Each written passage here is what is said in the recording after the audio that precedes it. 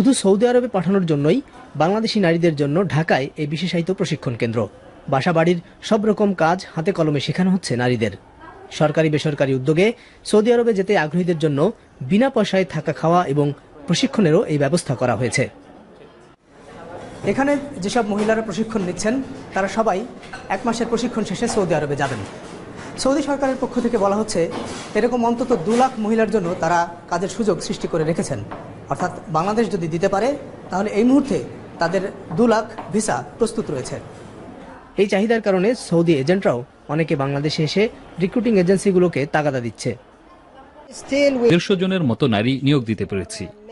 বাংলাদেশি গৃহ পরিচালিকা আমাদের জনগণের পছন্দ, কারণ তারা মুসলিম এবং কাজে বেশ ভালো।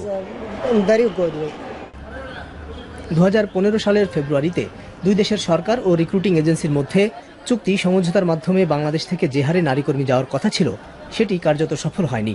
তখন প্রতি মাসে 10,000 করে নারীকর্মী পাঠানোর কথা বলা হয়, কিন্তু দেখা গেছে একেবারে নিরুপায় না হলে বিনা খরচে সৌদি আরবে যেতে খুব বেশি আগ্রহী হয়নি বাংলাদেশি নারীরা।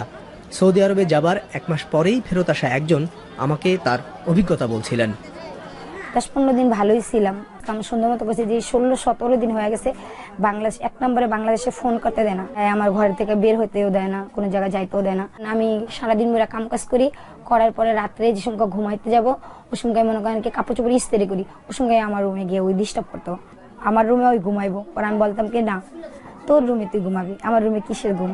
আমার কথা শুনতো না, ওই জোর করে এরকম করতে পরে আল্লাহ ওর বউরে আমি ডাক দিতাম, কথাম মামা বাবা খেবির খারাপ, তো দেখা ব্যবসা করতে জানি, আমি কাজ করতে টাকা কামাইতে ভাত খেতে, ছেলে মেয়েকেও মানুষ করার জন্য বেশি কষ্ট লেগে। ওইখানে যারা আরো মেয়েরা যায় তাদের কি অবস্থা হয়? আপনার কারোর সঙ্গে যোগাযোগ হয়েছিল? আমার জায়গার সাথে যোগাযোগ হয়েছে, হেরাও 2-3 জন বলছে একই সমস্যা। গত বছর যে 20,000-এর মতো নারী সৌদি আরবে গিয়েছে তাদের মধ্যে কি পরিমাণ ফেরত এসেছে সরকার কিংবা রিক্রুটিং এজেন্সিগুলোর কাছে তার কোনো সঠিক হিসেব নেই। 3 মাসের মাথায় ফেরত এসেছেন রূপগঞ্জের রহিমা। জানতে চাই সুদে টাকা ধার নিয়ে সৌদি আরবে গিয়ে তিনি কেন ফিরে এলেন।